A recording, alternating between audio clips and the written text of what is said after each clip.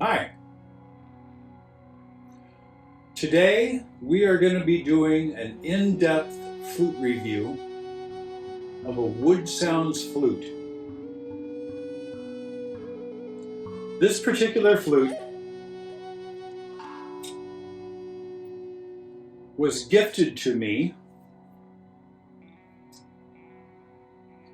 by Jan Michael Lookingwolf.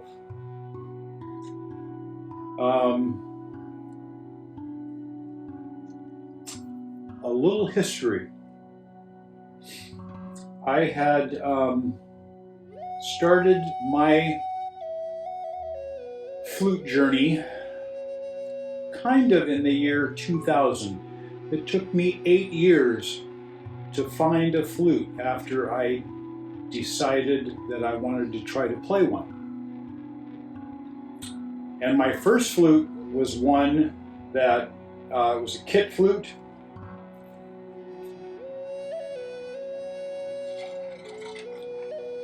That I had finished myself. It was playable when I got it. I had to design and shape the block. I had to design and shape the mouthpiece on that one. And that was in the key of G. But it took me 8 years to find a flute that would play and convinced me that I did indeed want to be a Native American style flute player. Shortly after that, I had found a few CDs at some of the stores around my area, used.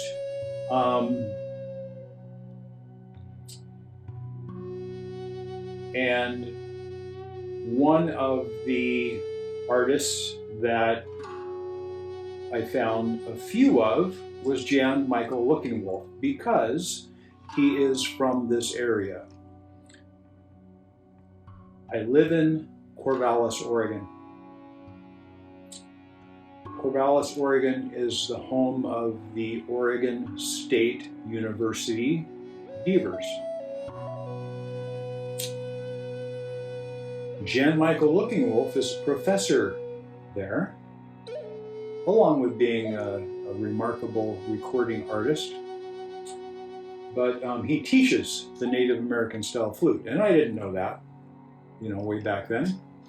But I discovered that after finding some of his CDs and listening to those, and some of his early CDs in particular caught my interest because they had some upbeat type of songs.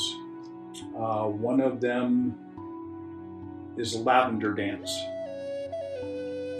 And early on, that's one of the songs that I learned how to play, one of the very few songs, because I liked it, I enjoyed it. It kind of grabbed me.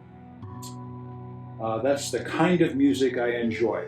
Something that is happy, that is, it makes you kind of want to dance a little bit and move.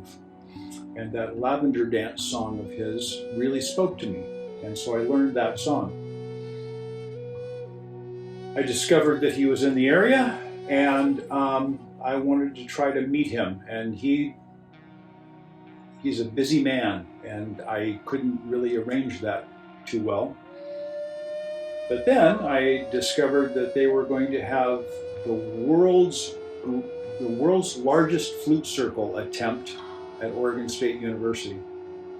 And a friend of mine that went to school there let me know that it was happening. And so I decided, well, that's cool. I can get there at the time by leaving work just a few minutes early. So I went, and I happened to take a flute with me. I walked up to Jan Michael Lookingwolf when I saw him there, shook his hand, introduced myself, and he immediately invited me to play with them at the world record attempt, which I did, shockingly to me. He even gave me a microphone and just said, follow along with me and you'll do fine. And we did. It was a great experience. I was very honored to be a part of that. Fast forward a little while,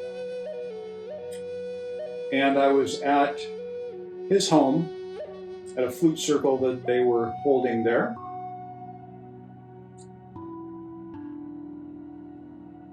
And he went back into one of the rooms and brought a flute out that didn't have a block. It was this flute, no block on it. He said, I know you make flutes. Maybe you could make a block for this. And I don't remember what flutes I had with me at that time, but I had a few Woodsounds flutes, and I was familiar with them. And I think I had one there that I was able to take a block off, and it worked okay. And I had a block at home that I could use for it if needed. But later on, I contacted Brent Haines at Woodsounds Flutes to make this block, which is the Running Wolf, his Running Wolf design.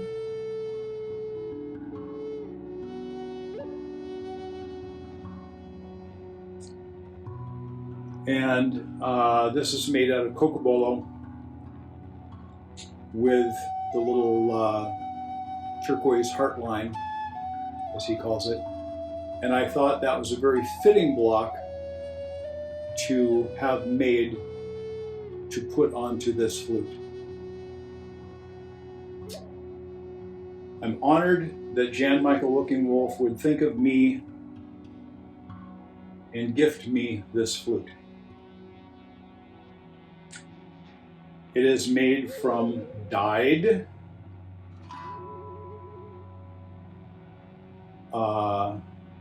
Box Elder Burl. The mouthpiece, I believe, is African Blackwood. It has 3 turquoise bands inlaid there, and another very small turquoise band right there that has been inlaid around the circumference. Has his shoulders that all of his custom flutes have, and kind of his signature shaped mouthpiece design. Has a 1-inch bore. The wall thickness is kind of hard to measure. It has what the natural burled end here that a piece has actually broken off of right here from the original, and that's the way that I had received it from Jan Michael Looking Wolf, but it's been fixed so that it looks very normal now. Tuning holes around the foot end,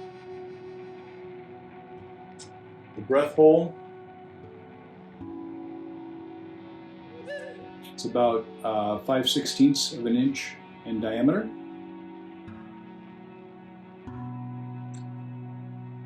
The true sound hole measures a 1/2 inch wide, 1/4 inch long. The block has the traditional Woodsounds chimney, and this has, I put 2 leather ties here. I added these black leather wraps just with the fringe because I think it looks kind of cool that way. And this has been a flute that I've used on stage a few times. I love the green dyed look on this. It's kind of a nice, vibrant, medium green. And here's the voice.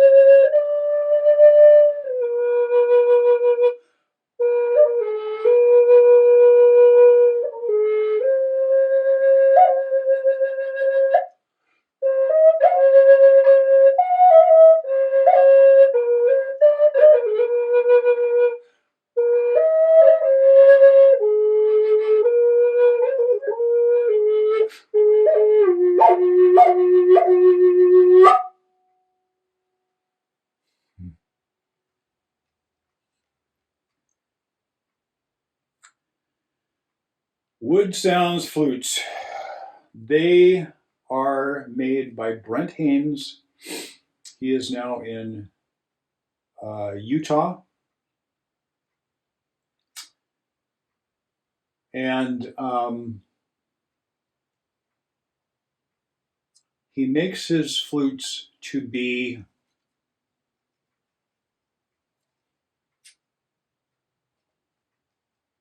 tries to make them as expressive as he can.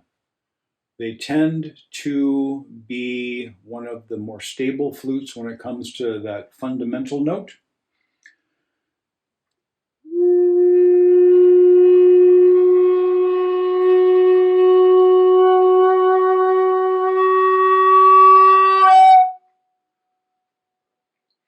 There's a big range there, and the note changes. It goes from flat to being pretty sharp before it actually breaks to that octave note. It takes a lot, unless you really push air immediately.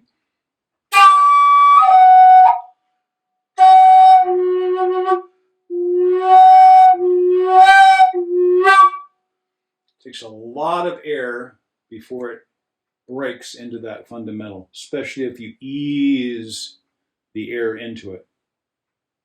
Very expressive flutes. Each note is like that.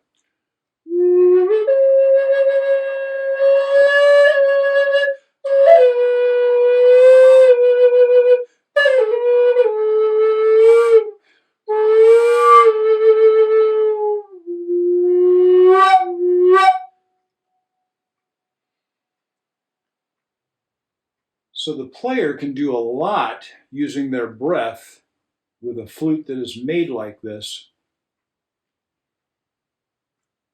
to add a different kind of life to your music. I really appreciate that. I really like it in these flutes.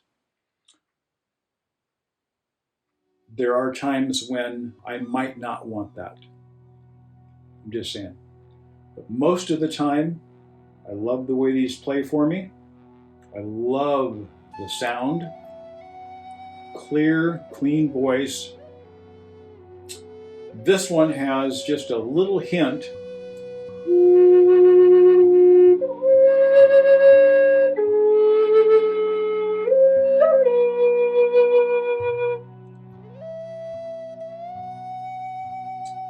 And I struggle as to what I should call that. It isn't a breathiness. It has almost kind of this little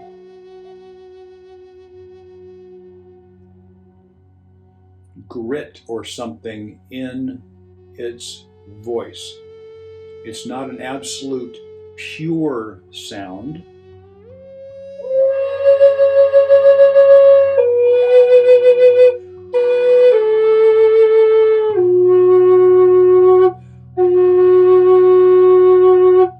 That fundamental note in particular has this kind of a I don't know. It's something else in the sound of that note, and I find it attractive quite often.